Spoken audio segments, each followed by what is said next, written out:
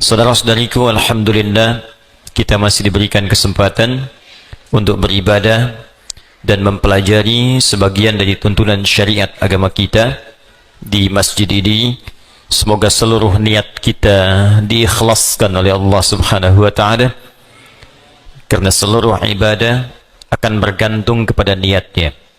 Demikian Nabi Muhammad SAW menyampaikan pesan kepada kita dalam satu hadis yang diriwayatkan oleh sahabat mulia Umar bin Al-Khattab Abi Hassin radhiyallahu taala anhu, dan dinukil oleh Al-Imam Al-Bukhari dalam pembuka kitab sahihnya pada nomor hadis yang pertama dalam kitab Bad'ul Wahyi, innamal a'malu binniyat wa innama likulli imri'in ma nawa. Sungguh seluruh aktivitas pekerjaan apalagi ibadah itu akan bergantung kepada niatnya. Ini setidaknya memiliki dua makna utama. Pertama, semua hal yang terkait dengan motivasi, khususnya niat, itu akan sangat menentukan capaian, kesungguhan, dan kesuksesan sebuah pekerjaan. Jadi kalau niat kita sempurna dalam mengerjakan sesuatu, maka motivasi untuk mengerjakan pekerjaan itu pun akan maksimal dan sempurna. Anda niatnya sempurna untuk belajar, maka semua energi kita pun itu akan maksimal digunakan untuk belajar. Anda bekerja dengan niat yang tulus menyempurnakan pekerjaan, maka energi kita pun akan sempurna untuk memaksimalkan pekerjaan yang kita tunaikan. Dalam pendekatan ukhrawi atau akhiratnya, maka niat akan menentukan nilai pahala yang Allah berikan kepada kita terkait aktivitas yang kita tunaikan sebagai ibadah ataukah bukan. Jadi begitu kita kerjakan diniatkan karena Allah, maka berubah ia menjadi ibadah, dan disitulah kemudian memiliki nilai pahala. Tapi sebaliknya, sekalipun itu tanpa ibadah, bagian dari ibadah, tapi niatnya tidak ditujukan untuk kepentingan ibadah, maka dia tidak memiliki nilai pahala di hadapan Allah Subhanahu wa taala. Seberikan contoh begini, misal dia terlihat seperti ibadah, salat itu ibadah, infak itu ibadah, tapi ada orang yang bahkan dicela oleh Allah ketika salat, tidak dianggap ketika infak. Siapa mereka? Yaitu orang yang tidak meniatkan ibadahnya untuk ibadah. Fawailul lil musallin, celaka orang salat. Anda bayangkan, orang salat ada yang dinilai celaka, apalagi yang tidak salat. Tapi siapa yang salat dan celaka ini? Alladzina hum an salatihim sahun, yaitu orang yang lalai dalam salatnya. Lalai yang dimaksudkan apa? Apakah lalai ini lupa rakaat? Apakah lalai ini melambat-lambatkan salat? Ternyata definisi lalai yang pertama yang disebutkan di ayat ini, teruskan ayatnya, alladzina hum yuraun. Pertama, yang lalai dalam niatnya. Lalai dalam niatnya. Seorang yang ibadah, motivasinya ingin dilihat Allah. Ini yang paling pertama dari niat. Ketika seorang ibadah, maka keinginannya dilihat oleh Allah. Itu yang disebut dengan ihsan namanya. Hadis Muslim, nomor hadis yang ke-8. An ta'budallaha ka'annaka tarah, fa illam takun tarahu fa innahu yarak. Maka engkau menjadikan ibadahmu itu semua ingin dilihat oleh Allah. Walaupun engkau tak mampu melihatnya, maka engkau yakin kau diperhatikan oleh Allah Subhanahu wa taala. Ingin dilihat oleh Allah disebut ihsan sifatnya. Orangnya disebut muhsin. Ingin dilihat oleh makhluk, salah niat, maka disebut riya namanya. Alladzina hum yuraun. Maka terlihat seperti ibadah, tapi disebut celaka oleh Allah Subhanahu wa taala karena gagalnya niat. Demikian infak. Orang yang infak dengan tujuan bukan karena ibadah, hanya ingin dilihat oleh orang lain, maka disebut oleh Allah seperti orang yang bekerja tapi tak ada nilai.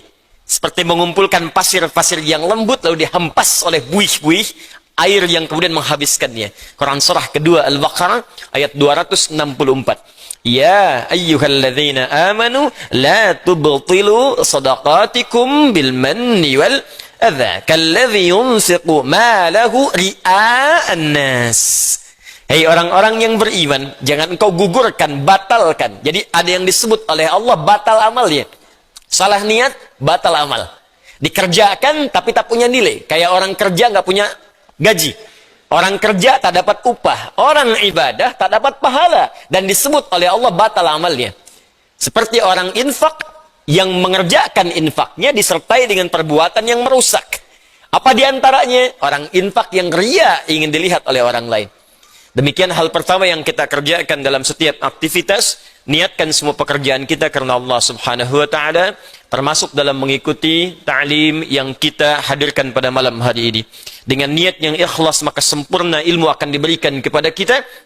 Dan dengan niat yang ikhlas karena Allah, tingkatkan takwa kepada Allah, maka akan dipermudah kita untuk menangkap dan mengamalkan pengetahuan yang kita pelajari. Itu yang dimaksudkan di intisari Quran surah kedua Al-Baqarah di akhir ayat 282. Wattaqullah wa yu'allimukumullah. Tingkatkan takwamu kepada Allah. Awal meningkatkan takwa kepada Allah memperbaiki niat. Ketika takwa ditingkatkan, wa yu'allimukumullah, maka Allah akan menambahkan padamu tambahan-tambahan pengetahuan. Semoga Allah memberikan kemudahan pada kita pada setiap apa yang kita pelajari.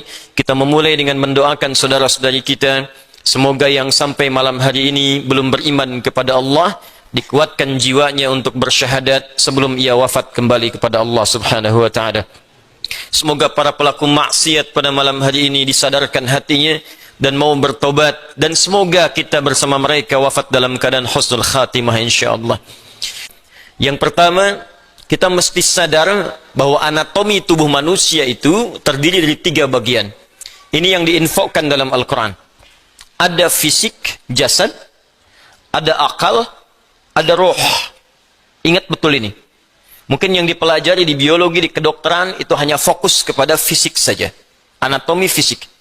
Yang dipelajari di pengetahuan anatomi akal. Sedangkan roh, tempatnya bukan di pelajaran formal, tempatnya bukan di bidang kesehatan fisik. Ini terkait dengan nilai-nilai spiritual. Sedangkan penyakit biasanya menghantam pada 2 di antara 3 ini. Kalau bukan pada fisik, maka dia menghantam pada roh. Itu yang saling terkait berkelindan. Kalau penyakit akal, biasanya sifat penyakitnya datang dengan sifat malas. Malas baca, malas belajar, ya, malas mengkaji. Itu penyakit akal. Karena setiap bagian anatomi tubuh ini butuh masukan. Dia harus punya karbohidratnya, punya proteinnya, punya vitaminnya. Butuh masukan supaya dia berkembang dan kuat. Ya, fisik kita butuh makan. Maka turun ayat-ayat dalam Al-Quran seperti apa mengarahkan fisik untuk mendapatkan masukan-masukan yang terbaik untuk fisik. Quran surah kedua misalnya, ayat 168, ayat 172, ya, dan turunan-turunan yang lainnya. Kata Allah, ya ayyuhan nasu kulu mimma fil ardi halalan thayyiba. Hai semua manusia, jaga fisikmu, cari makan dengan baik. Tak semua yang diinginkan mesti dimakan. Cari yang engkau butuhkan, membuat fisikmu sehat dengan cara yang legal. Jadi kalau tips Al-Quran ingin badannya sehat, badannya kuat, maka kata Allah diantaranya, apa fungsinya? Diturunkan ayat, kata Allah, tidak semua yang diinginkan mesti dimakan. Yang menyehatkan itu yang dikonsumsi. Tapi cari dengan cara yang benar. Jangan sampai Anda dapatkan dengan cara yang menyimpang. Kebutuhan fisik. Akal juga sama. Dia butuh masukan, butuh nutrisi. Tidak diberikan nutrisinya, maka akan tumpul bagian dari otak kita. Maka lemahlah kemudian cara berpikir seseorang, sulit mendapatkan pengetahuan. Apa makanannya? Turun ayat. Quran surah 96 ayat pertama. Iqra bismi rabbikal ladzi khalaq. Membaca bagian dari nutrisi akal. Turun ayat tentang mencari pengetahuan dengan cara yang benar. Quran surah ke-58 ayat 11. Yarfa'illahu alladhina amanu minkum walladhina utul ilma darajat. Allah akan mengangkat derajat seseorang ketika dia memenuhi bagian-bagian kebutuhan hidupnya. Tingkatkan imanmu. Yang kedua, tambahkan pengetahuan. Quran surah ke-9 ayat 122. Wa ma kana al-mu'minuna liyanfiru kaffah falawla nafara min kulli firqatin minhum ta'ifah liyattafaqahu fid din wa liyunziru qaumahum idza raja'u ilaihim la'allahum yahdharun. Kata Allah, ayo belajar sampai paham, sampai mengerti. Kalau sudah pandai, balik ke kampung masing-masing, ajarkan orang di kampung supaya mendapatkan pengetahuan yang serupa. Nutrisi terkait akal. Ruh Tidak banyak dipelajari. Sejak zaman Nabi orang bertanya pada Nabi sallallahu alaihi wasallam, Muhammad, apa esensi roh? Bagaimana sifatnya? Bagaimana bentuknya? Apa nutrisinya? Turun Quran surah ke-17 ayat 85 untuk menjawabnya. Yas'alunaka 'anir ruh. Qulir ruhu min amri rabbi wa ma utitum minal ilmi illa qalila. Muhammad sallallahu alaihi wasallam, mereka semua banyak bertanya kepadamu tentang esensi roh.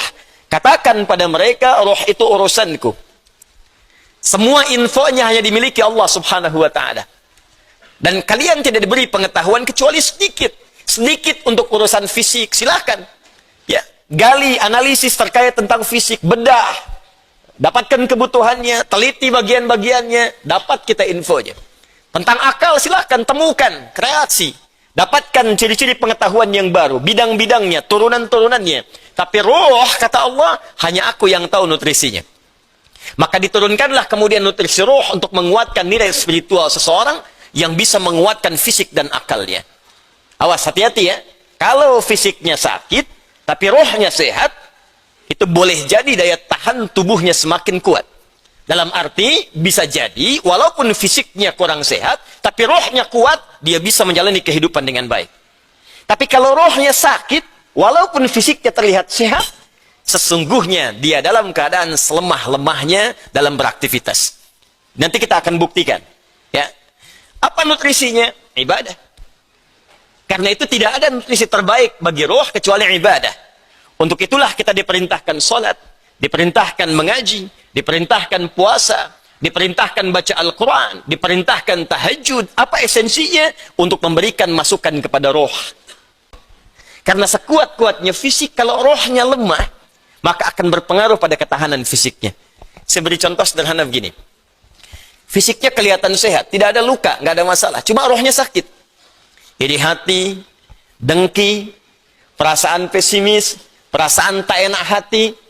Itu ketika terjadi menimpa roh, dampaknya pasti akan hadir ke fisik. Sakit iri hati, hatinya rohnya yang sakit, fisiknya kuat. Tapi makan jadi nggak enak. Ketemu orang jadi nggak nyaman. Tidur jadi nggak enak. Terbawa ke fisik. Sebaliknya penyakit fisik, kalaupun rohnya bagus, fisiknya kena penyakit, tapi tetap beraktivitas akan tetap semangat. Nabi Ayyub itu kan serangan fisiknya kuat. Tapi karena kondisi rohnya kuat, untuk ibadah pun luar biasa. Baru saat kondisi penyakit mengganggu kepada ibadahnya, baru mohon kepada Allah subhanahu wa ta'ala diberikan kesembuhan. Karena itu, terkait dengan ini, saya ingin memberikan pendekatan-pendekatan spiritual, bagaimana kita bisa menguatkan roh, sehingga daya tahan tubuh kita untuk terbantu, ya, bisa menguatkan diri, dan setidaknya membangun kepercayaan diri, agar kita tetap beraktivitas dengan sempurna dan sebaik-baiknya. Ya, kemudian yang kedua, saya ingin ajarkan, zikir dalam Al-Quran, yang bisa menguatkan roh, tatkala dilanda penyakit-penyakit, semacam yang kita hadapi pada saat ini. Satu, jika kita tidak tertimpa dengan penyakitnya, tapi khawatir itu hadir di lingkungan kita, maka diajarkan doa oleh Al-Quran terkait doa yang pernah dibacakan Nabi Ibrahim alaihissalam. Salah satunya terdapat di Quran surah ke-26 Asy-Syu'ara ayat ke-80. Wa idza maridtu fahuwa yashfin. Wa idza maridtu fahuwa yashfin. Singkat, padat. Wa idza maridtu fahuwa yashfin. Kalaupun aku sakit, apapun penyakitnya, pasti Allah akan menyembuhkan. Saya ulang ya. Wa idza maridtu fahuwa yashfin. Kalaupun aku ditimpa penyakit, apapun penyakitnya, pasti Allah sembuhkan. Ini bentuknya fi'il madhi, tapi maknanya mudhari'. Das ya? Kalaupun aku sakit, wa idza kalau ketemu fi'il madhi, maknanya mudhari'. Sebaliknya, mudhari' ketemu dengan iz, maknanya madhi. Iz yaqulu iz, ya, iz misalnya, iz bertemu dengan fi'il mudhari', maknanya madhi. Tapi kalau fi'il madhi bertemu dengan idza, ya, itu maknanya mudhari', akan, belum kejadian. Ya, belum kejadian. Jadi kalau Anda khawatir dengan hal-hal demikian, kata Al-Quran, tetap optimis. Tetap semangat. Ya, jadi kalau ada penyakit, ada apapun di sekitaran kita, jangan sampai berhenti beraktivitas. Kalau menjadi epidemi, jadi wabah, kata Nabi, lakukan karantina. Benar yang dikerjakan sekarang. Yang sakit jangan datang ke tempat-tempat perkumpulan, jangan keluar dari wilayah, kata Nabi, tinggal di situ. Yang tak sakit jangan berkunjung ke situ. Nah, itu perintah yang Nabi sampaikan ketika menjadi kepala negara. Maka kalau sekarang kepala negara atau lewat kementerian menginformasikan, jangan dulu orang asing masuk ke sini. Atau yang kena penyakit jangan berbaur. Nah, itu bagus, kita ikuti. Ikuti. Sekarang DMI, Dewan Masjid Indonesia, memberikan pengumuman. Ada 6 poin di situ. Kita ikuti dengan baik. Ya, jadi kalau yang sedang sakit, sedang flu, batuk-batuk, dan sebagainya, dirasakan bisa menular misalnya, maka tinggal di rumah. Sholat. Ya, jangan berbaur dulu, khawatir menular. Itu standar dalam hadis Nabi. Itu biasa. Tapi kalaupun Anda misalnya berhadapan dengan orang-orang dan belum tahu bagaimana penyebarannya, tindakan preventif penting, silakan. Mau pakai masker yang lain. Tapi keyakinan perlu dibangun. Kata Allah, wa idza maridtu fahuwa yashfin. Yakin. Ingat, ajal tidak terkait dengan penyakit.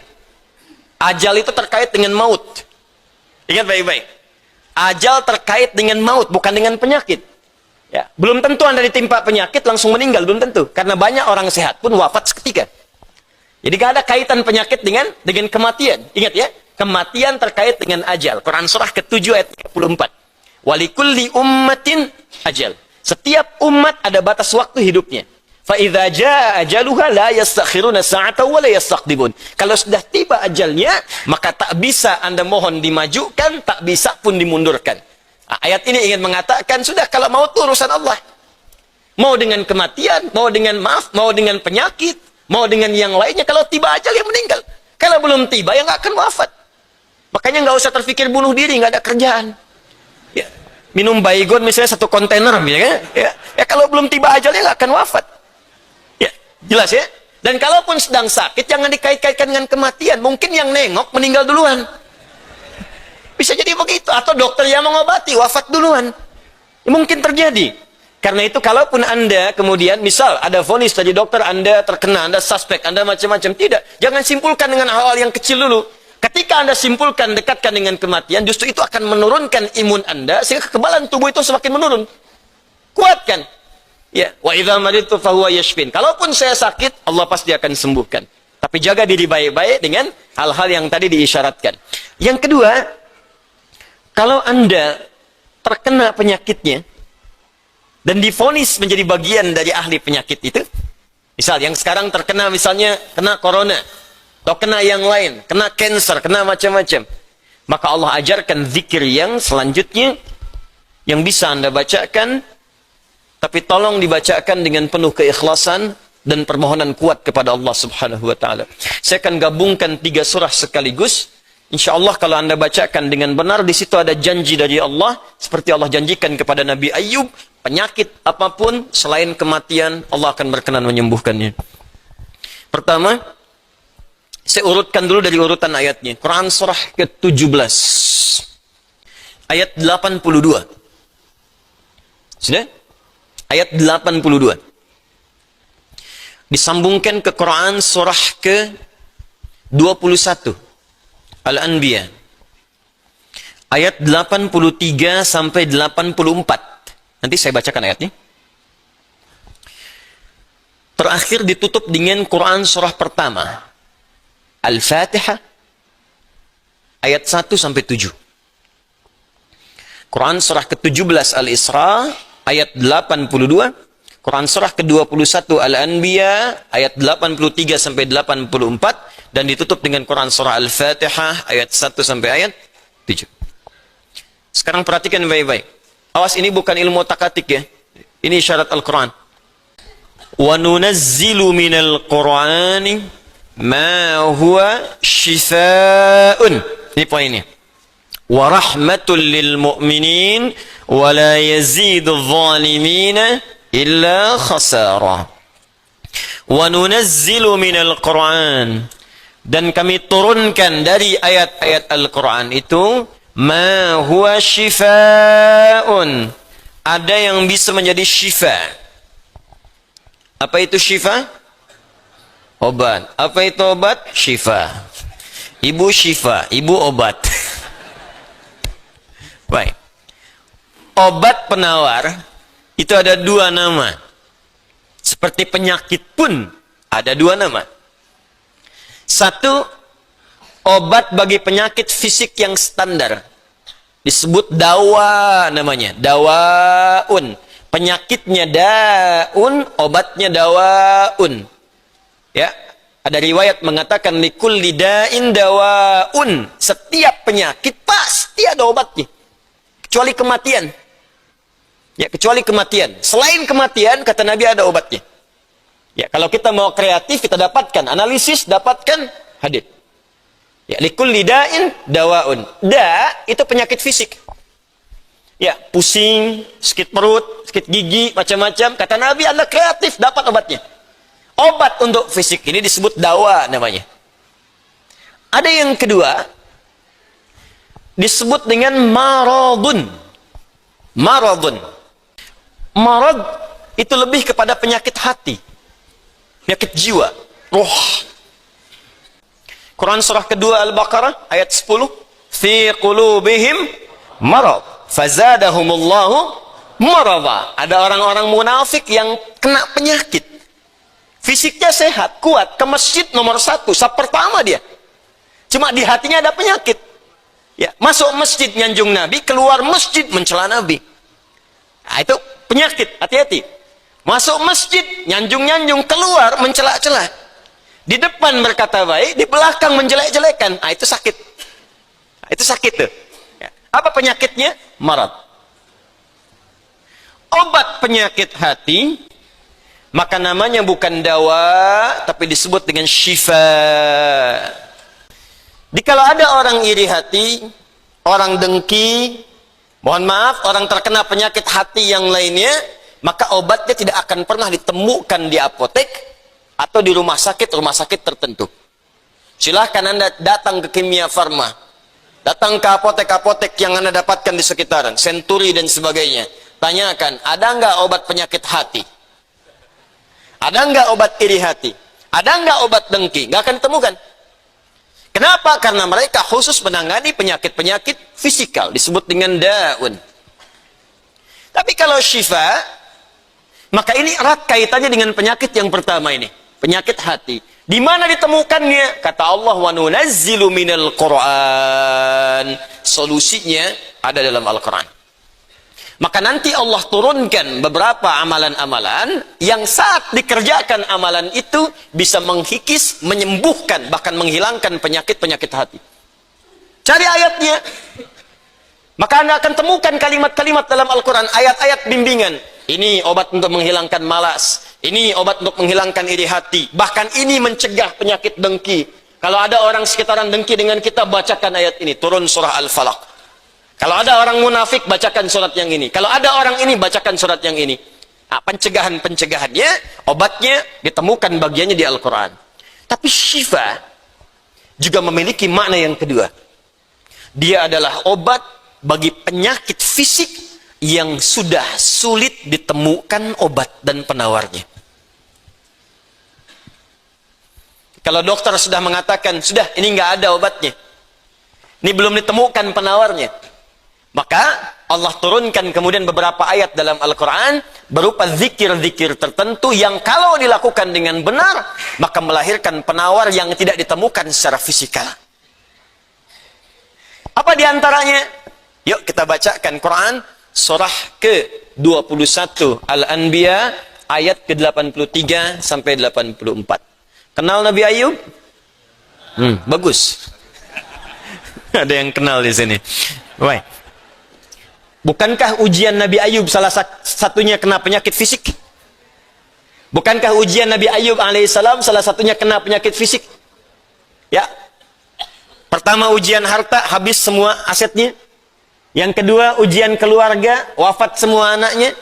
Yang kedua ketiga ujian fisik. Ditimpa, diuji dengan penyakit, maaf, yang belum ditemukan obatnya, tidak akan pernah dirasakan orang sebelumnya, tidak dialami orang setelahnya, saking parahnya penyakitnya. Dokter mengatakan sudah nggak ada obat. Orang mengatakan secara klinis mustahil sembuh, nggak ada obatnya. Maka apa yang dikerjakan oleh Nabi Ayub alaihissalam? Ingat, ini pesan dari Al-Quran. Ada isyarat begini. Ketika manusia mengatakan, makhluk mengatakan ini mustahil, itu tanda pertama dari Allah supaya langsung kita diminta untuk memohon kepada Allah Subhanahu wa ta'ala. Jadi kalau ada orang mengatakan ini nggak bisa, itu langsung tanda langsung dari Allah supaya tinggalkan pendapat makhluk, minta kepada Khalik. Itu poinnya. Makanya seringkali ujian penyakit itu diantaranya mendorong kita untuk mendekat kepada Allah. Jadi kalau Anda diberikan penyakit sampai parah, nggak menyebut nama Allah juga, perlu dikasih apa lagi supaya ingat sama Allah? Jadi kalau diberikan yang paling parah, nggak sempat menyebut nama Allah juga, Anda perlu dikasih apa lagi? Karena itu seringkali ujian itu, kata Nabi, jika Allah mencintai seorang hamba, diberikan ujian supaya dekat dengan Allah. Innallaha idza ahabba 'abdan ibtala. Allah itu kalau sudah cinta dengan seorang hamba, diberikan ujian supaya ingat, nyebut. Mungkin sebentar lagi wafat, sebut nama Allah, dekatkan diri dengan Allah. Makanya, maaf ya, nikmat kesehatan itu berharga ketika sakit. Ya, syukur nikmat itu datang ketika sakit. Peningkatan ibadah hadir ketika sakit. Begitu diuji, ingat Allah.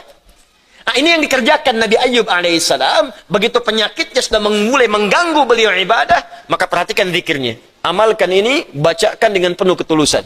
Wa ayyuba, dan kami buka kisah Ayyub alaihi salam, idh nada rabbahu anni massani ad-durru wa anta arhamur rahimin. Ini zikirnya. Anni massani ad-durru wa anta arhamur rahimin. Anda boleh bacakan dari sini. Ya, anni massani ad-durru wa anta arhamur rahimin. Allahumma anni massani ad-durru wa anta arhamur rahimin. Allahumma anni massani ad-durru wa anta arhamur rahimin. Dalam tahajud Anda mohon kepada Allah. Yang divonis misalnya matanya sulit sembuh, yang divonis misalnya ini penyakit gak mungkin sembuh, yang divonis cancer macam-macam, minta Allahumma anni massani ad-durru wa anta arhamur rahimin. Ya Allah, penyakit ini sudah mulai mengganggu saya untuk bisa fokus ibadah kepadamu. Ini kuncinya. Jadi kalau bacakan ayat ini, arahkan ke kepentingan ibadah. Jangan cuma minta sembuh. Sebab yang pengen sembuh pun banyak. Jangankan Anda, yang lain pun pengen sembuh. Apa motivasinya supaya Allah cepat sembuhkan kita? Maka dekatkan kesembuhan itu pada kepentingan ibadah. Minta, ya Allah saya pengen sholat. Berikan kesembuhan pada kaki saya untuk bisa melangkah. Ya. Ini peserta karantina Al-Quran, mungkin sebentar lagi akan datang kisahnya. Ada salah satu matanya yang nggak berfungsi. Divonis nggak bisa melihat. Nggak bisa melihat salah satunya. Dia ikut karantina. Dia baca Quran dengan tulus. Dia berdoa kepada Allah. Sekitar 2-3 hari yang lalu, tiba-tiba dia masuk kamar mandi, dapat cahaya, terbuka, melihat semua. Sekarang matanya bisa melihat normal dua-duanya. Minta, Allahumma anni massani ad-durru wa anta arhamur rahimin. Sebentar. Ya Allah, ini penyakit sudah mulai mengganggu saya untuk ibadah. Saya pengen ke masjid, ya Allah. Saya pengen Jumatan. Saya pengen jamaah, ya Allah. Cuman karena ini, saya nggak bisa lagi jamaah. Bukankah engkau menyukai hambamu yang jamaah, ya Allah? Bukankah engkau menyukai hambamu yang sholat bersama, ya Allah? Bukankah engkau menyukai zikir, ya Allah, yang kau dengar setiap waktu, ya Allah? Wa anta arhamur rahimin, sedangkan engkau yang paling sayang padaku. Kalau yang paling sayang saja tidak engkau sembuhkan, lantas kepada siapa lagi aku mohon dan meminta? Kalau kepada yang paling sayang saja tidak menyembuhkan, kepada siapa lagi aku mesti meminta? Anda tahu apa jawabannya? Fastajabna lahu fakashafna ma bihi min dhurrin wa atainahu ahlahu wa mithlahu ma'ahum rahmatan min indina, ujungnya wa dzikra lil abidin. Kata Allah, kalau ada orang yang mengamalkan zikir ini seperti Ayyub mengerjakannya, aku akan sembuhkan penyakitnya, hilangkan semua kesulitannya, bahkan aku kembalikan aset-asetnya yang dirasakan hilang.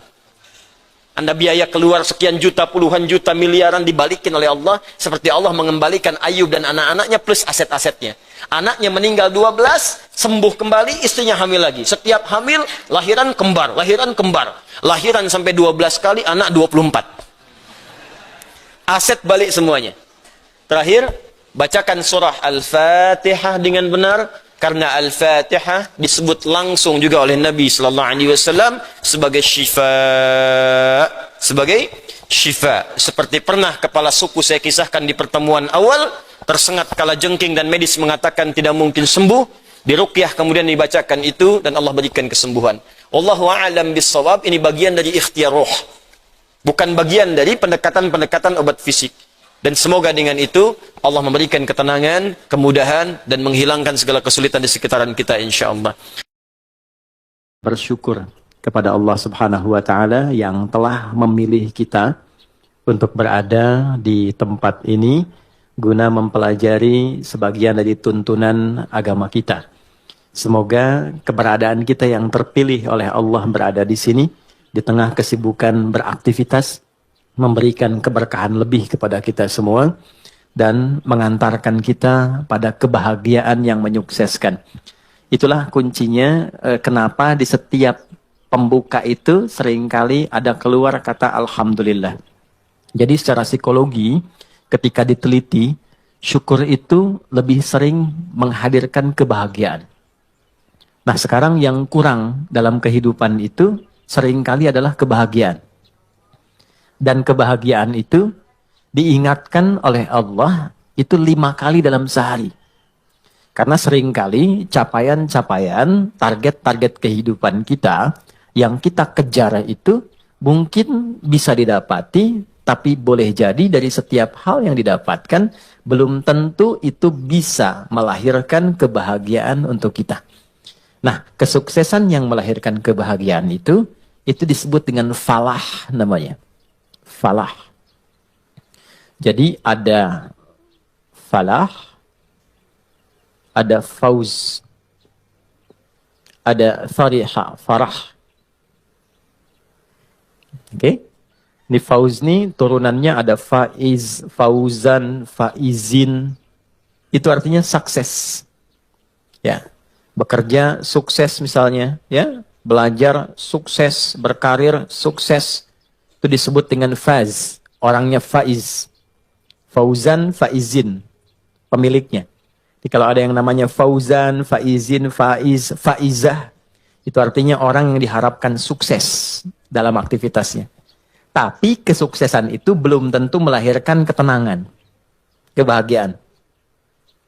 Tenang, bahagia. Jika ada orang yang dia merasakan ketenangan, kebahagiaan. Walaupun mungkin tidak sukses mencapai apa yang ia tempuh dalam karirnya.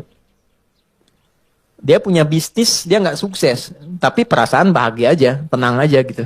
Ya. Dia belajar, IPK pengen 4, jatuhnya 3,2 misalnya. Nggak nyampe, tapi tenang aja. Ya, sukses yang belum tentu didapatkan dari kebahagiaan. Farah namanya. Sifatnya Farhan. Farah Queen, jangan Muhammad Farhan. Ya, orang yang diharapkan bahagia dalam hidupnya. Walaupun belum tentu sukses. Oke, pilih mana? Kaya tapi gelisah atau miskin tapi tenang? Kaya tapi tenang. Oke. Ya. Ya. Yang malu-malu jawab pengen sebetulnya kan? Oke. Nah Allah tuh maha tahu. Jadi nggak harus ditanya. Allah tuh maha tahu. Sebelum dijawab, sudah diharapan. Sebelum mimpi, sudah dibangunkan. Makanya Allah bangunkan kita dari mimpi, naikkan harapan jadi kenyataan. Diingatkanlah 5 kali dalam sehari. Ya kan? Padahal mandi aja 2 kali kan? Makan 3 kali. Tapi untuk sukses dan bahagia, 5 kali diingetin. Gabungan 2 ini disebut falah namanya. Dan ini, pengingat ini, 5 kali ini, tidak pernah berhenti dalam 24 jam. Diperdengarkan di telinga kita. Telinga, bahasa Arabnya itu udhun. Jamaknya, karena banyak yang punya telinga, dijamakkan adhan. Adhan. Kenapa adhan disebut adhan? Karena inilah satu-satunya panggilan di muka bumi yang didengar oleh orang yang masih punya telinga dan pendengaran. Itulah rahasianya, kenapa waktu azan itu ada perbedaan di setiap tempat. Coba, kita sekarang di Tanah Kusir misalnya kan, geser dikit Tanah Abang. Beda kan waktunya kan? Terus Tanah Abang yang di Jakarta dengan Tanah Abang yang di Palembang, beda waktu kan? Palembang ada Tanah Abang juga kan? Ada, beda. Terus, kalau kita riset, itu semua tempat di bumi, waktunya memiliki waktu khusus untuk adzan. Setiap tempat berbeda, karena Allah mengizinkan lafaz adzan terdengar selama 24 jam di semua tempat. Dan cuma ini, di mana ada agama yang punya panggilan kesuksesan, kebahagiaan, panggilan ritual, intelektual, fisikal sekaligus, diingatkan 24 jam dalam sehari. Dan ini pasti bukan buatan manusia. Karena nggak ada satupun manusia membuat sebuah panggilan seperti ini. Mustahil. Nah, ini menunjukkan satu-satunya kebenaran risalah Islam. Tapi poinnya adalah substansinya bukan karena azannya. Allahu Akbar. Oh, salat nih. Ya. Poinnya bukan itunya. Salat itu wasilahnya. Dari kata silah, terkoneksi dengan kuat. Yang tak terpisahkan. Kita kumpul sekarang, sifatnya disebut silah. Substansinya rahmat. Kasih sayang, berbagi. Ya. Digabungkan silah dengan rahmat jadi silaturahim. Silah itu artinya hubungan pertemuan yang menghubungkan sifat kasih yang dalam sehingga ketika berpisah itu masih ingat, bukan saat kumpul. Ya, Mas Dude ketemu Mas Baim sekarang nyapa, senyum, wajar orangnya ada. Itu belum silaturahim. Nanti ketika terpisah masih ingat tuh. Masih mengingatkan, masih WA, masih doain. Ya, masih punya harapan yang bagus, gitu kan? Nah, itu namanya silaturahim. Jadi silaturahim itu nampaknya bukan saat kumpulnya, saat pisahnya.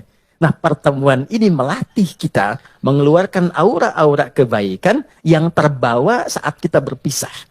Itu poinnya. Ibadah yang melatih kita terkoneksi dengan Tuhan, dengan Allah, yang ketika kita selesai ibadah itu masih terhubung dan ingat dengan semua petunjuknya, itu disebut sholat namanya. Dari kata silah. Di sholat itu adalah wasilah untuk mengoneksikan kita dengan Allah yang punya segalanya. Yang punya akses Allah. Yang punya rizki Allah. Yang punya kelapangan Allah. Yang punya solusi Allah. Itulah yang menjadikan fitrah kita menyebut namanya saat punya kesulitan kan. Oke, saya sulit, saya telepon si fulan. Saya miss call si fulan, nggak terangkat. Walaupun saya sering telepon dia, WA dia, bikin status tentang dia. Ketika punya kesulitan dia nggak jawab. Yang terakhir harapannya siapa? Ya, miss call saya terhadap Allah. Khairai yarah. May ya'mal mithqala dzarratin khairai yarah. Maka diberikan, ya Allah gimana cara saya terkoneksi dengan engkau? Allah ajarkan lewat sholat. Nah, sholat itu hakikatnya adalah wasilah yang mengantarakan kita pada pemberian Allah. Pemberian itu 5 nanti. Makanya sholatnya kenapa 5 waktu? Karena 5 ini yang kita butuhkan dalam kehidupan. Dan puncak yang 5 ini adalah falah. Falah. Ketenangan kita butuhkan. Makanya di rumah tangga kan yang pertama tenang dulu, sakinah. Mawadah itu nyusul setelah sakinah. Mawadah itu kan harta yang berlimpah, yang membuat kita nyaman beraktivitas. Ya kan?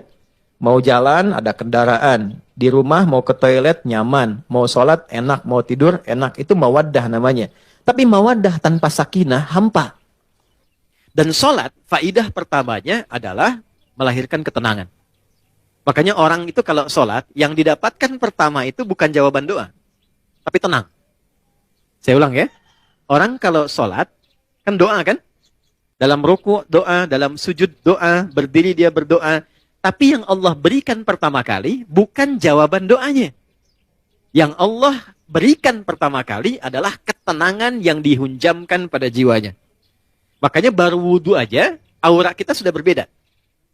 Nanti baru berdiri ke tempat sholat saja, rasa sudah lain. Begitu mulai bertakbir, ketenangan hadir. Walaupun kadarnya beda-beda, tapi kita tidak bisa tolak bahwa ada ketenangan berbeda yang kita rasakan gelombangnya saat sholat yang tidak dirasakan di tempat lain. Ya, makanya tempat sholatnya disebut musolla. Musolla itu tempat sholat. Tapi nggak pakai hak di ujungnya ya. Ya, musolla. Gini, musolla. Ini. Ya.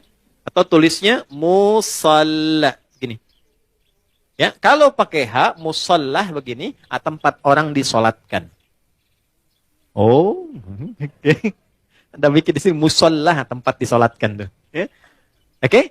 Musolla, tempat sujudnya, di situ kita sujud, kalau diperluas namanya masjid. Masjid itu tempat sholat, intinya kan begitu kan? Coba, masuk masjid dengan masuk rumah sendiri, masuk masjid dengan masuk ruangan kerja, lain nggak rasanya? Ada ketenangan tersendiri kan? Ya kan? Ada gelombang yang berbeda ya? Ya? Kenapa? Karena di dalamnya ada amalan pokok sholat. Tempatnya aja udah beda. Masuk tenang, sholat 2 rakaat, duduk, belum ngapa-ngapain. Bisa ngantuk Pak saking tenangnya. Tidur aja kan? Oke, itulah ketenangan yang Allah berikan pertama kali. Ya? Kenapa kita sholat? Karena Allah menginginkan kebahagiaan lekat dalam hidup kita. Baru setelahnya 4 yang lain. Ada jawaban dari doa. Kalau benar sholatnya karena kita terkoneksi dengan yang punya segalanya, yang mustahil pun menurut manusia, itu tidak ada batas menurut Allah. Ya, tidak ada batas menurut Allah. Banyak kisah viral dalam Al-Quran tentang permohonan yang dipanjatkan dalam sholat untuk mengabulkan persoalan-persoalan yang rumit menurut manusia. Contoh, Nabi Zakaria, pernah dengar ya? Baik ya? Nabi Zakaria, istrinya namanya Eliasobat. Dalam bahasa Latin disebut Elizabeth. Elizabeth itu nama genealogi ke atasnya Eliasobat, istrinya Nabi Zakaria. Adiknya dari Hannah. Hannah itu istrinya Imran. Imran dengan Hannah menikah, kemudian mengandung Hannah, Maryam. Dalam kandungan Imran meninggal. Nanti Hannah melahirkan Maryam, Maryam nanti Bunda Maria melahirkan Isa alaihissalam. Oke. Maryam punya tempat khusus untuk ibadah, diberi nama mihrab. Salatnya di situ. Salat di situ. Maka di dalam salat itu tempat menjadi berkah. Secara singkatnya Nabi Zakaria mencoba menunaikan salat di tempat itu. Dalam salatnya minta sama Allah berdoa. Doanya apa? Doa memohon supaya istrinya diberikan oleh Allah karunia bisa mengandung dan melahirkan keturunan. Maaf, vonisnya pada masa itu dipandang monofos dan mandul, tidak mungkin punya keturunan. Perhatikan, karena dalam sholat konektivitasnya pada Allah yang tidak punya batas dalam pemberian. Anda minta pada manusia punya keterbatasan. Maaf, pandangannya terbatas, semakin jauh tak terlihat. Pendengarannya terbatas, semakin frekuensinya tinggi atau paling rendah tidak terdengar. Akalnya pun terbatas. Maka jangan selalu semua hal harus rasional. Karena sepanjang punya sifat kemanusiaan pasti terbatas. Kenapa pendengaran terbatas, pandangan terbatas, akalnya nggak mau terbatas, itu yang salah. Oke, ketika semua terbatas, kita harus minta pada yang tidak punya batas. Tuhan, Allah. Makanya kalau mentok tuh pasti yang disebut Allah kan? Kalau mentok tuh pasti Allah. Kenapa? Karena kita sadar, fitrah kita menuntun, cuma ini yang tidak punya batas. Nah, Allah punya 90 sifat, 99 sifat pemberian. Allah punya 99 sifat pemberian, disebut dengan Asma'ul Husna. Quran surah 17 di ayat 110. 99 ini adalah nama khusus sesuai dengan kebutuhan kita. Jadi nggak harus semua dibaca. Butuh rizki, sebut Ya Allah, Ya Razak. Butuh ilmu, Ya Allah, Ya Alim. Punya masalah, pengen solusi, Ya Allah, Ya Fattah. Pengen kesabaran ditambah, Ya Allah, Ya Sabar. 99. Ulid Allah, sebut namaku, kata Allah. Awid Ar-Rahman, kalau sedang dalam lukanya, sebut Ya Rahman yang maha lembut, yang maha kasih. Engkau yang memilih aku jadi hambamu. Engkau yang mengasihiku. Ya Allah, dengan kelembutan dan kasihmu tuntaskan masalahku. Rahman. Ayyamma tad'u, tapi kalau engkau tahu, falahul asma'ul husna. Pilih nama sesuai kebutuhanmu. Maka Nabi Zakaria memilih satu nama Allah sesuai dengan sifat yang dibutuhkan. Wahhab, pemberi tanpa batas. Karena orang mengatakan ada batasan, maka dipilih nama ini tanpa batas. Kalau meminta dengan nama, sebut ujungnya hab. Makanya sering kita minta, Rabbana hab lana min azwajina. Karena beliau khusus minta, ya, untuk dirinya, untuk istrinya, maka beliau katakan, Rabbi habli. Kan? Hunalika da'a Zakaria Rabbah, qala Rabbi habli min ladunka dzurriyyatan thayyibah, innaka sami'ud du'a. Itu ada di Ali Imran, di ayat yang ke-38. Ya Allah, mereka mengatakan dan memvonis aku dan istriku tak mungkin punya keturunan. Maka dalam sholatku ini aku terkoneksi denganmu, aku minta padamu yang tidak punya batas dalam pemberian. Ini. Apa yang terjadi? Innaka sami'ud du'a. Ya Allah, engkau pasti dengar doaku. Perhatikan kalimatnya, dalam sekali. Nanti kalau berdoa, sisipkan rasa ini. Di Allah tuh sangat cepat menjawab pada doa-doa yang disifati dengan rasa yang dalam. Ya Allah, engkau pasti mendengar doaku. Kalau pada yang maha mendengar tidak terkabulkan juga, kepada siapa lagi aku mesti memohon? Gitu ya? Oke? Ya Allah, engkau yang titipkan dia kepadaku. Engkau yang jadikan dia sebagai anakku. Engkau yang jadikan dia sebagai pasanganku. Engkau yang titipkan dia bukan kepada yang lain. Ya Allah, engkau yang menciptakannya. Engkau yang mengarahkannya. Maka mohon dengan segala keagunganmu, ya Allah, jadikan kami orang-orang yang engkau ridhai.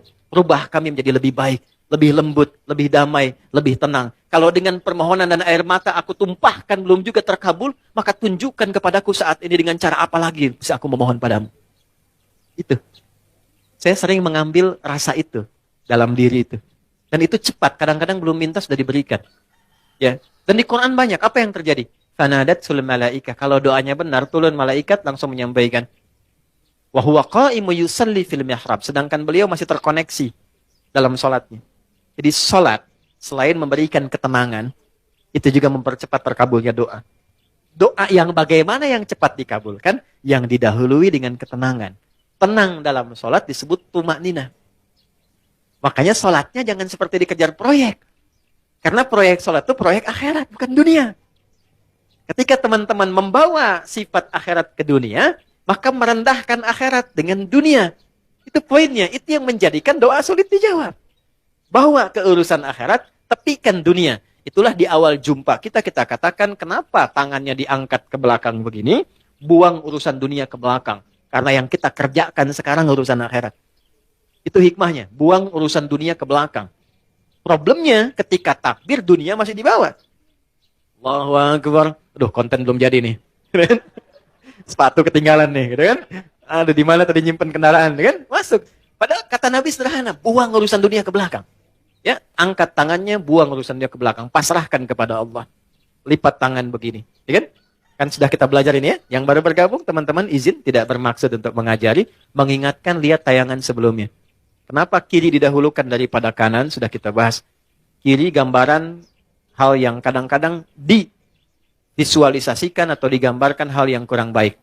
Aliran kiri, tangan kiri, pekerjaan kiri kadang kurang bagus kan ya gambarannya. Maka kanan gambaran yang baik. Asal sholat itu asalnya begini. Tidak bersedekap. Terjadilah satu peristiwa, seseorang pernah berbuat salah. Kesalahannya fatal. Lalu ia datang mengadu pada Nabi untuk konsultasi. Ya Nabi, hukum saya sekarang daripada saya malu dihukum Allah di akhirat. Sahabat itu dulu begitu. Saya pengen selesai di dunia, nggak mau dibuka di akhirat. Karena kalau di dunia ditutup, viral di akhirat itu lebih banyak. Semua dibuka kan? Semua. Sekarang mau ditutup bagaimana? Yang tahu mungkin kita pribadi, teman dekat. Tapi di akhirat semua tahu. Oh gitu Adi Hidayat. Kelihatannya baik. Jadi dibuka satu-satu. Diperlihatkan. Ya, yang baik, yang buruk dibuka. Makanya visi sahabat, saya tidak mau di akhirat dibuka karena viralnya makin luas. Pengen diselesaikan di dunia. Jadi ketika Nabi akan sholat, datanglah orang sahabat ini, tidak disebutkan namanya. Kalau tidak disebutkan, perhatikan rumusnya ya, di tafsir, Quran dan hadis, kalau ada kejadian, tidak disebutkan siapa orangnya, kapan kejadiannya, tapi viral perbuatannya, ini ingin menunjukkan kesan bahwa perbuatan itu akan berpotensi lagi terjadi di masa depan dengan sosok yang berbeda, tapi dengan substansi yang serupa. Ya. Dia berbuat salah. Kita pernah salah nggak? Pernah. Ya? Ada orang dulu gibah. Pernah gibah nggak orang sekarang? Bahasa sekarangnya gosip. Kan? Oke. Mencela dulu ada. Sekarang ada nggak yang mencela? Ada. Tapi kan nggak disebutkan siapa dulu yang pernah mencela. Artinya celaan itu akan terjadi lagi di masa depan. Ya? Masalah dengan kawan. Masalah dengan tetangga. Masalah suami istri. Masalah dengan anak. Masalah dengan ibu mertua. Nggak pernah disebutkan siapa tokohnya. Tapi suratnya ada, ayatnya ada. Untuk memberikan kesan kalau terjadi, begini cara menyelesaikannya. Maka dia katakan, ya Rasulullah, hukum saya salah. Hukum saya salah. Tibalah waktu sholat. Kata Nabi, kita sholat dulu, nanti habis sholat, baru kita selesaikan. Maka saat sholat itulah turun Quran surah ke-11, Hud. Ayat 114. Aqimis sholata tarafain nahar, wa zulafam minal lail. Perhatikan, ini indahnya. Innal hasanati yudhibnas sayyi'at. Tunaikan sholat, jangan tinggal. Tunaikan sholat, jangan pernah tinggal. Yang 5 waktu itu. Apa yang dahsyat dalam sholat itu? Allah lompat dulu untuk menghibur hati kita. Gak ada orang yang tidak pernah salah, kata Allah. Ya, kecuali Nabi Rasul yang dijaga dari kesalahan, namanya maksum. Di sepanjang bukan Nabi, sepanjang bukan Rasul, pasti salah. Jadi percuma menuntut seseorang itu untuk selalu benar. Karena sifat manusia pasti salah. Ya, kita turunkan babnya ya. Ya. Sambil contoh, kami baru pulang dari Mekah, dari Madinah. Terus kita belajar tuh di pelataran Masjid Nabawi, Masjidil Haram. Saya tarik sedikit aja ya, tarik sedikit aja. Nabi itu mengajarkan fikih parenting dengan keluarganya, itu begitu indah. Nggak ada ketegangan, nggak ada kegaduhan, dan rata-rata canda. Makanya saya ngobrol dengan beberapa teman, saya bilang, kenapa sekarang kalau orang belajar parenting serius banget? Bawaannya tegang melulu gitu. Ini kewajiban suami, ini kewajiban istri, ini neraka, ini surga. Padahal yang ditampilkan oleh Nabi, kebanyakan 85%-nya itu canda semua. Karena memang kehidupan rumah tangga itu kehidupan bercanda. Ibun walahun. Canda. Saya teman-teman, kalau di rumah, itu seriusnya sama istri dan anak cuma dalam 3 hal. Sholat, Quran, kedua, jangan maksiat. Jangan bohong, 1. Tuh. Yang lainnya, turunan-turunannya. Lebihnya canda. Anda boleh tanya sama istri saya. Kalau beliau tanya, istri saya tanya, pasti saya plesetin canda semua. Canda semua. Anak-anak canda semua. Itu semua canda. Kenapa? Karena kehidupan rumah tangga itu nggak serius-serius amat. Karena si amat pun tidak serius. Banyaknya canda. Contoh gini. Istri Nabi ada berapa? 9. Ada yang lain? Jangan khawatir ya, saya nggak bahas bab poligami ya, tenang aja. Oke ya. Si Nabi 9 yang berkehidupan, 11 dengan beliau, 1 yang milkul yamin. Ya. Pembahasan detailnya nanti. Singkatnya begini. Dari sekian itu, kenapa Nabi diizinkan menikah lebih daripada 4 istri? Kenapa diizinkan? Saya sering sampaikan. Maaf, ini rahasianya teman-teman. Karena seluruh istri Nabi itu mewakili semua karakter perempuan di muka bumi. Itu rahasianya. Jadi nanti ada yang suka mengajar, suka belajar dan mengajar, ikuti Sayyidah Aisyah. Ada yang suka fashion, ada perempuan suka fashion ada. Nanti modelnya Sayyidah Zainab. Ada yang suka bikin kue. Itu Sayyidah Saudah binti Zam'ah. Yang bikin kue ini usianya udah 70 tahun ke atas. Sepuh. Tapi nggak pernah Nabi masuk ke rumah beliau, ke kamar Sayyidah Saudah itu di samping Sayyidah Aisyah. Jadi kalau ini yang kubah hijau itu di atas ya. Kubah hijau ke bawah kan ada kamar ya. Ini kamar Sayyidah Aisyah, ini kamar Saudah binti Zam'ah. Sayyidah Saudah binti Zam'ah. Ini sudah sepuh. Hobinya bikin makanan. Nabi pulang, sedang bikin adonan tepung. Itu tepung adonannya dicolek oleh Nabi, kemudian dicolekkan di kedingnya dan ketawa bersama. Kalau bahasa kita tuh panggil sayang. Sayang apa kabar? Gede, masih ketawa. Ya, kapan kakek nenek kita tuh panggil sayang pada pasangannya tuh? Anda bisa kebayang nggak? Jadi semua masuk ke rumah itu semua hiburan. Ada istri Nabi yang senang curhat, ada. Kalau ke rumah tuh cerita, kan? Ada hadis di Al-Bukhari panjang banget. Panjangnya itu cuma 1 intinya. Suami mendengar curhat istri. Dan nggak pernah dipotong, didengar aja. Karena tahu 8 jam ditinggal, 12 jam ditinggal itu pasti ada sesuatu yang dipendam. Jadi Nabi selesaikan dengan mendengar aja, nggak pernah dipotong, dengerin ya terus. Ya, istri kan prinsipnya cuma 1, ya.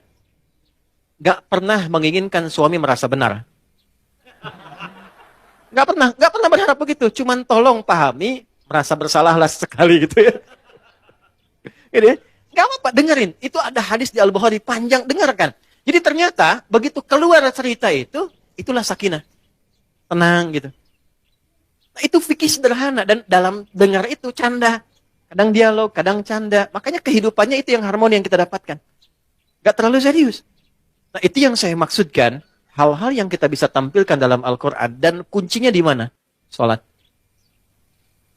Makanya semua kisah viral dari istri Nabi itu selalu menyoroti salatnya Nabi. Itu poinnya. Di salat tuh bikin tenang. Salat bikin bahagia. Salat bikin terkabulnya doa. Gitu. Bukan cuma es krim. Ustaz punya hadiah nanti. Boleh. Gini Ustaz punya hadiah. Oh, ada. Nih.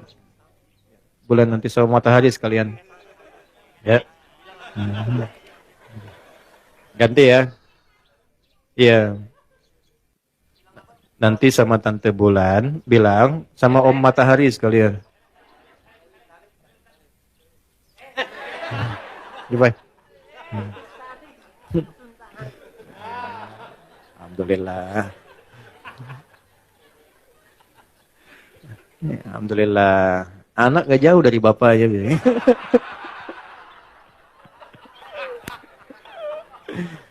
InsyaAllah baik.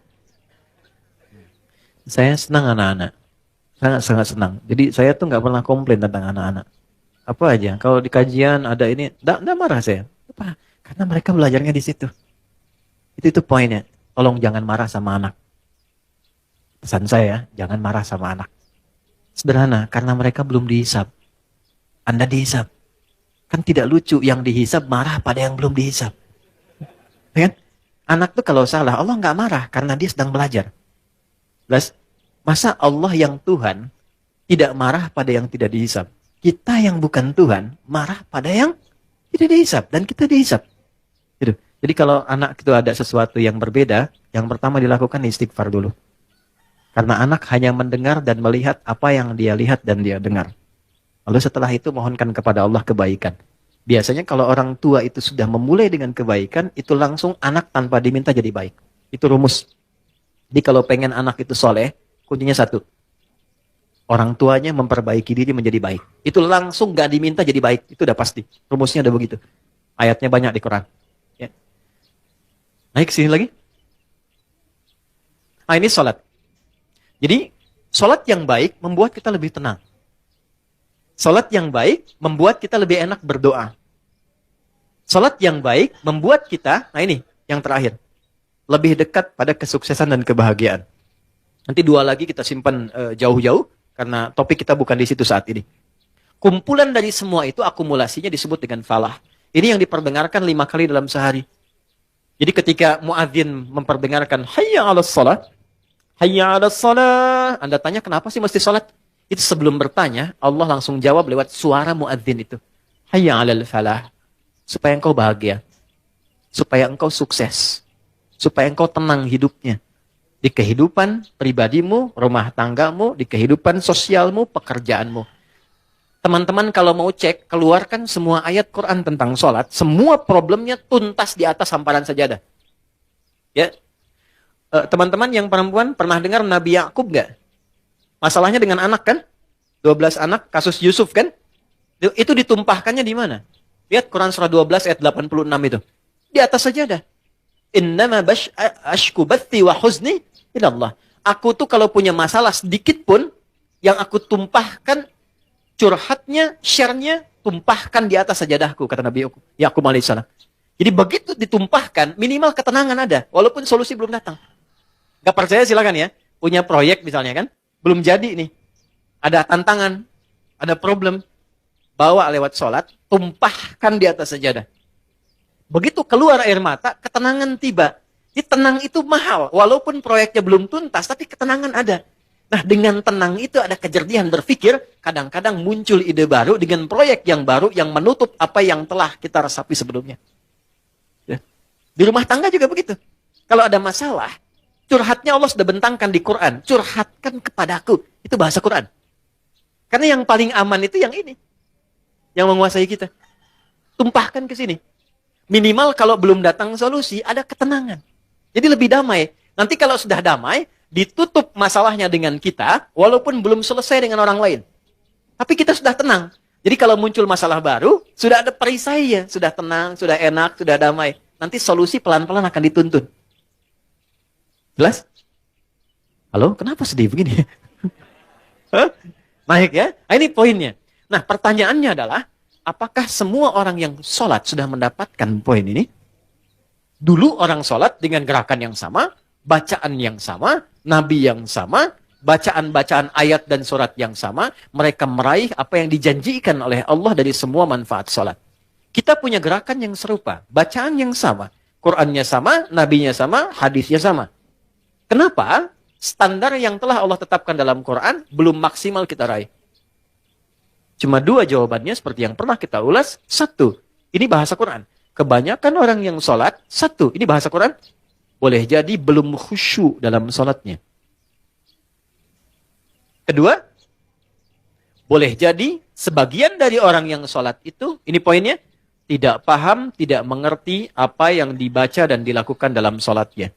Jadi hanya formalitas secara fikih saja. Fikih itu gini, fikih itu menggugurkan kewajiban. Jadi tidak ada tuntutan mesti paham dalam sholat. Kalau kita bacakan benar secara rukun, benar kemudian secara panduan, awal sampai akhir, keguguran dari kewajiban selesai. Artinya kewajiban selesai ditunaikan. Nggak ada dosa. Tapi kalau kita paham kenapa mesti takbir, kenapa kakinya begini, kenapa tangannya begini, kenapa doanya ini, nanti dapat tambahan keberkahan namanya. Namanya hikmah. Hikmah dari sholat itulah yang menuntun kita mendapatkan poin-poin tadi.